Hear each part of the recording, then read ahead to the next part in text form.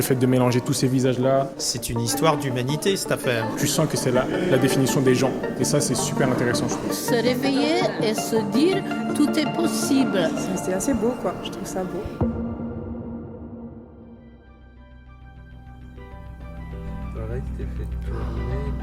Ça va aller à gauche, non? À un moment, ça va à gauche, je crois. Nous nous dirigeons avec l'artiste vers le château de La Doucette à Drancy pour le vernissage de son exposition Visage d'en face. Tu me diras quand on va à gauche et à droite de tout. Christine, tu pourrais nous en dire plus à propos de ton projet ? Montrer différemment des métiers, montrer différemment un quartier, montrer... Eh bien, je fais toujours en sorte que ressortent des vraies personnes. Et ça veut dire des personnes qui, au-delà de ce qu'elles font, vont raconter ce qu'elles sont aussi, tu vois. Parce que c'est là qu'il y a la dimension universelle que je trouve très intéressante et qui fait que chaque portrait va parler aux personnes qui vont le découvrir.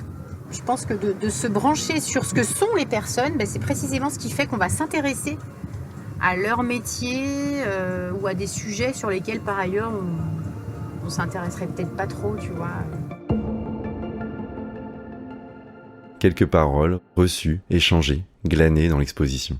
En fait, on apprend beaucoup en discutant avec des gens. La conversation enrichit. Malheureusement, aujourd'hui, je pense que beaucoup de personnes sont isolées. Et non, c'est vrai ou pas?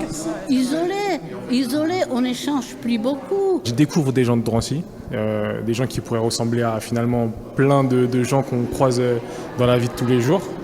Et je trouve ça vraiment super intéressant, surtout dans la notion, entre guillemets, de réussite. On voit que la notion de réussite, on peut dire qu'elle est finalement abstraite parce que tu as un monsieur là-bas qui s'appelle Bakary, qui a une histoire magnifique et qui modestement raconte son parcours de gardien d'immeuble que je trouve moi ultra émouvante. Donc je trouve ça vraiment sympa, l'histoire de sa fille et tout. Comme on a Francis qui lui a un parcours on va dire plus classique, qui va plus me ressembler, qui a fait des études et qui a ouvert une association, un truc un peu plus classique, mais lui aussi il a sa notion de réussite qui est propre à lui-même et je trouve ça vraiment passionnant en fait et vraiment cool le fait de mélanger tous ces visages-là et surtout c'est intragénérationnel, il y a plein de générations. Et je trouve ça vraiment intéressant. Visage d'en face, c'est une approche du portrait dessiné raconté. Là, vous la découvrez au rez-de-chaussée sous forme d'exposition. Il y a aussi des ateliers et des lectures en voix haute. Et c'est pour vraiment provoquer des moments. Le portrait dessiné n'étant qu'un résultat, j'ai envie de dire, pour provoquer encore d'autres moments comme celui-ci aujourd'hui. Parce qu'on se croise, on se parle de notre vie et on ne prend pas le temps, le plus souvent, d'aller plus loin. Dessinés dans des portraits, racontés dans des récits. Qui sont ces personnes et que disent leurs témoignages? La personne qui a peint ça, c'est qui a peint le monde d'aujourd'hui, les gens, genre les citoyens de la France, je sais pas. Parce que il a peint des personnes comme nous, genre des personnes normales. En regardant les tableaux, j'ai pu me projeter parce que c'était tellement réaliste. Je me suis dit, ça peut être moi à la place des personnes qui étaient peintes. Du coup, voilà. Les portraits qui sont réalisés et les quelques citations dénotent avant tout l'incarnation de réalités humaines qui peuvent parler à tout le monde, je pense. Par définition, c'est une histoire d'humanité, cette affaire. Donc j'espère que tout le monde peut le comprendre. C'est très intéressant, surtout les portraits et les histoires qui s'y rapportent. Moi, j'adore la vie des gens, et l'histoire, l'évolution dans la vie. Et donc, Mariam était à côté. Et je la regarde, et je regarde ses yeux, je regarde le tableau. J'ai dit, est-ce que c'est toi, Mariam? Oui, c'est moi. Ça peut permettre à des jeunes de pouvoir découvrir des parcours inspirants qui viendront à orienter potentiellement leur parcours de vie, leur parcours professionnel. Ça passe aussi par des personnes qui peuvent être un petit peu réservées et se rendre compte que d'autres personnes qui ont pu l'être peuvent, ou en tout cas ont pu sortir de cette situation, en tout cas de cette réalité, en activant certains leviers. Ça permet aussi de découvrir des structures, notamment lorsque des acteurs associatifs sont par exemple représentés. Ça permet aussi d'initier certains combats. Là je parle d'association, ça peut être des combats d'idées, ça peut être des combats avec soi-même et pouvoir justement évoluer dans sa personne, dans sa vision, dans son rapport à l'autre, et de pouvoir se dire que je ne suis pas le seul à être dans cette situation-là. Et pour ceux qui peuvent avoir des difficultés, c'est un moyen, en résumant, pour de pouvoir s'en sortir. Après, ce que je trouve intéressant, c'était en fait le croisement, parce que là, il y a un portrait d'une dame qui s'appelle Myriam, et en fait, j'ai cru que c'était la Myriam d'un autre quartier de Drancy.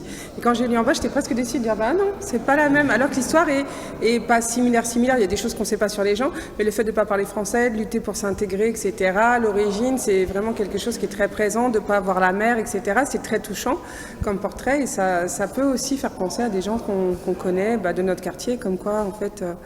Il y a des ressemblances de partout, c'est assez beau, quoi. Je trouve ça beau. Et je pense que ça sert d'exemple aux personnes qui sont un petit peu découragées et perdent confiance en elles pour se réveiller et se dire tout est possible. Par exemple, moi, après j'ai travaillé dans le textile et je me suis reconvertie à 58 ans en informatique. Et j'ai dit tout est possible, même à 58 ans, on peut... Attends, je ne savais pas bouger la souris, l'informatique. Après j'ai trouvé le travail, j'ai appris les logiciels compta, etc., etc. J'étais en Tunisie pendant 7 ans, j'ai appris l'arabe. Tout est possible. Donc ça, les gens qui le lisent, le portrait de Mariam encourage, c'est ce que je pense, les personnes à ne pas perdre l'espoir.